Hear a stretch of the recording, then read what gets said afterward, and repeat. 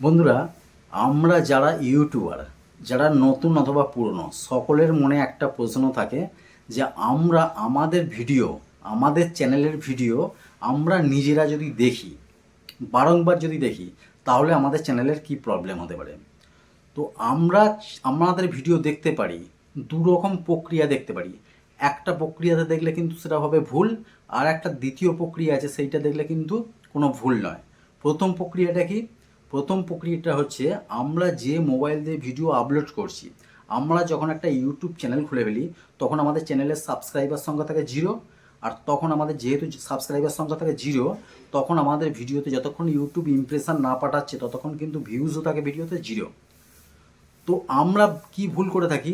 আমরা যে মোবাইল দিয়ে, যে হ্যান্ডসেট দিয়ে আমরা ভিডিও আপলোড করছি, তো আমরা তো নতুনরা সব বেশিরভাগ সবাই মোবাইলেতেই ভিডিও আপলোড করে থাকি। তো যেটা দিয়ে আমরা আপলোড করছি সেই হ্যান্ডসেট দিয়ে আমরা ভিউজ বাড়াবার জন্য প্রথমে স্টার্টিংয়ে কিছু ভিউজ বাড়াবার জন্য 5 বার 7 বার 10 বার দেখি, যাতে 10টা ভিউজ আসে, আর সেই 10টা ভিউজ থেকে ইউটিউব কিছু ইমপ্রেশন দেয়। এই জিনিসটা হচ্ছে বড় গলদ। কেন গলদ বলছি? ইউটিউবের কাছে কিন্তু প্রত্যেকটা হ্যান্ডসেটের, পৃথিবীতে যতগুলো হ্যান্ডসেট আছে প্রত্যেকটা হ্যান্ডসেটের একটা আইপি অ্যাড্রেস থাকে। তো আমরা যখন চ্যানেলটা তৈরি করি, আমাদের চ্যানেলটা যখন তৈরি করি, তখনও কিন্তু ইউটিউব বুঝতে পারে যে এই যে চ্যানেলটা তৈরি করলো কোন আইপি অ্যাড্রেসে, কোন মোবাইল দ্বারা চ্যানেলটা তৈরি হয়েছে। তো যখন আমরা যে হ্যান্ডসেট দিয়ে আমরা ভিডিও আপলোড করছি, সেই হ্যান্ডসেট দিয়ে যদি আমরা 100টাও জিমেল আইডি ক্রিয়েট করে থাকি, আর সেই 100টা জিমেল আইডি থেকেও যদি আমরা ভিডিও দেখি, ইউটিউব কিন্তু বুঝতে পারে যে এইটা যার চ্যানেল, উনি বারংবার ভিডিও দেখছে, দেখে ভিউজ বাড়াচ্ছে। কারণ ইউটিউবটা হচ্ছে একটা গুগলের প্রোডাক্ট, ঠিক আছে? ইউটিউব কোম্পানিটা হচ্ছে গুগলের প্রোডাক্ট। যখন আমরা বাজার থেকে একটা নতুন হ্যান্ডসেট কিনি, তখন কিন্তু আমরা যখন সেটিং করি সমস্ত কিছু, তখন কিন্তু গুগলের কাছে একটা আইপি অ্যাড্রেস, আমাদের যে হ্যান্ডসেট, সেই হ্যান্ডসেটের কিন্তু একটা আইপি অ্যাড্রেস থেকে যায়। সেই আইপি অ্যাড্রেসের দ্বারা যখন গুগল ইউটিউবকে দিয়ে দেয়, তখন কিন্তু বুঝতে পারে যে এই ভিডিওটা কোথা থেকে দেখা হচ্ছে, কোন হ্যান্ডসেট থেকে দেখা হচ্ছে। তো এটা হচ্ছে একটা মস্ত বড় ভুল। আর একটা ভুল হচ্ছে, আমরা পরিবারেরও যদি কারো মোবাইল দিয়ে, হ্যান্ডসেট দিয়ে যদি আমরা আমাদের ভিডিও নিজেরাই দেখি, তাহলেও কিন্তু ইউটিউব বুঝতে পারবে। কেন বুঝতে পারবে? আমাদের যে হ্যান্ডসেট দিয়ে আমরা ভিডিও আপলোড করছি, আশা করি পরিবারের অন্য মোবাইলেতে আমাদের ওয়াইফাই লেনদেন হয়ে থাকে, ওয়াইফাই দেওয়া নেওয়া হয়ে থাকে, যার কারণে বুঝতে পারে ইউটিউব যে এই যে হ্যান্ডসেটটা যাকে ওয়াইফাই দেয় বা নেয়, ওই মোবাইল দিয়ে, ওই হ্যান্ডসেট দিয়ে কিন্তু ভিডিও বারবার দেখা হচ্ছে। সেটা হচ্ছে ভুল। এর কারণে কি করবে ইউটিউব, যখন চ্যানেলটা মনিটাইজেশন হয়ে যাবার টাইম হবে, তখন কিন্তু প্রচুর প্রচুর পরিমাণ ওয়াচ টাইম, আমাদের যে ওয়াচ টাইম দরকার 4000 ঘন্টা ওয়াচ টাইম, সেই 4000 ঘন্টাটা যখন কাছাকাছি হয়ে যাবে, তখন কিন্তু অনেক পরিমাণ ওয়াচ টাইম কেটে যাবে, অনেক ভিডিওতে অনেক ভিউজ কমে যাবে। মানে যেটা আমরা দেখছি, যত ঘন্টা আমরা দেখছি আমাদের মোবাইল দিয়ে, আমাদের হ্যান্ডসেট দিয়ে, তার থেকে কিন্তু বেশি ওয়াচ টাইম কেটে যাবে। যার কারণে আমরা কিন্তু ডিমোটিভেট হয়ে যাই যে ইউটিউব আমার এখন মনিটাইজেশন হওয়ার টাইম হয়ে গেছে, কেন ওয়াচ টাইম কেটে নিয়ে চলে যাচ্ছে, কেন আমাদের ভিউজ কেটে নিয়ে চলে যাচ্ছে।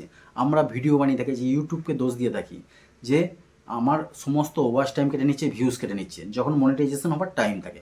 কিন্তু আমরা যে ভুলটা করে বসে থাকি, সেটা কিন্তু আমরা বলি না কাউকে। তো এই জিনিসটা হচ্ছে মারাত্মক করা ভুল। এমনকি এই ভুল করার জন্য চ্যানেলটাও ডিলিট হয়ে যেতে পারে, ডিলিট করতে পারে ইউটিউব।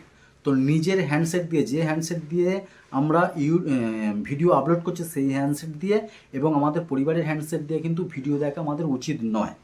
তো নতুন অবস্থায় আমাদের চ্যানেলে যদি 0 সাবস্ক্রাইবার থাকে, আমরা কিভাবে, 0 সাবস্ক্রাইব থাকলে ভিউজ তো আসবে না যতক্ষণ না ইউটিউব আমাদের ভিডিওকে ইমপ্রেশন পাঠাচ্ছে।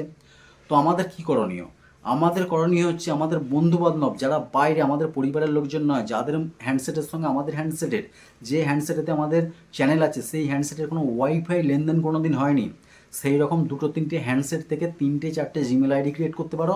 ক্রিয়েট করে সেই জিমেল আইডি থেকে অন্তত একটা ভিডিও আপলোড করার পরে আধ ঘন্টা 1 ঘন্টা ধরে অন্তত 5 বার 10 বার দেখতে পারো। তাহলে 10বার যদি দেখা হয়, 10টা ভিউজ হয়ে যাচ্ছে। আর কিভাবে দেখবে? প্রথম থেকে লাস্ট পর্যন্ত ভিডিওটা দেখবে। এই নয় যে ভিডিওটার 50% দেখলে, মাঝখান মতো দেখলে, তারপর ছেড়ে চলে গেলেন। তাহলে কিন্তু অ্যাভারেজ ভিডিও ডিউরেশনটা ডাউন হয়ে যাবে, যার জন্য ইউটিউব বুঝতে পারবে যে এই ভিডিওটা লোক ম্যাক্সিমাম টাইম দিয়ে দেখছে না, ভিডিওটা বাজে ভিডিও, যার জন্য কিন্তু ইমপ্রেশন পাঠাবে না। প্রথম থেকে লাস্ট পর্যন্ত ভিডিওটা অন্তত 10 বার 15 বার দেখতে হবে। সেই সমস্ত হ্যান্ডসেট থেকে, যে হ্যান্ডসেটের সঙ্গে তোমার যে হ্যান্ডসেটে ভিডিও আপলোড করছো সেই হ্যান্ডসেটের সঙ্গে কোনো দিন ওয়াইফাই লেনদেন হয়নি। তাহলে ইউটিউব কি বুঝতে পারবে যেটা থার্ড পার্সন একদম নতুন লোক ভিডিও দেখছে, আর প্রথম থেকে লাস্ট পর্যন্ত দেখছে, মানে ম্যাক্সিমাম টাইম দিয়ে ভিডিও দেখছে, যার কারণে ইউটিউব বুঝতে পারবে যে এই ভিডিওটা খুব ভালো ভিডিও, বিষয়বস্তু ভালো। তারপর কি করবে, ইউটিউব নিজে থেকে কিন্তু ইমপ্রেশন সেই ভিডিওতে বাড়াবে। তো নতুন অবস্থা এইভাবে তোমরা কিছু ভিউজ বাড়াতে পারো, কিন্তু নিজের হ্যান্ডসেট দিয়ে কোনোদিন ভিডিও দেখবে না, তাহলে কিন্তু মনিটাইজেশনের সময় বিশাল মারাত্মক বিপদের সম্মুখীন হতে পারো। যাই হোক বন্ধুরা, তোমাদেরকে খুব সহজভাবে বোঝাবার চেষ্টা করেছি, আশা করছি বুঝতে পেরেছো। অবশ্যই কমেন্ট করে জানাবে, যদি ভিডিওটা ভালো লাগে অবশ্যই একটা লাইক করে দেবে। আর যে সমস্ত বন্ধুরা এই ভিডিওর মাধ্যমে চ্যানেল নতুন এসেছে তাদের কোনো অনুরোধ করবো চ্যানেলটা সাবস্ক্রাইব করে এই ছোট্ট পরিবারের সদস্য হয়ে যাবে। বন্ধুরা, দেখা হওয়ার পরে ভিডিওতে সবাই ভালো থেকো, সুস্থ থেকো। জয় হিন্দ, বন্দে মাতরম।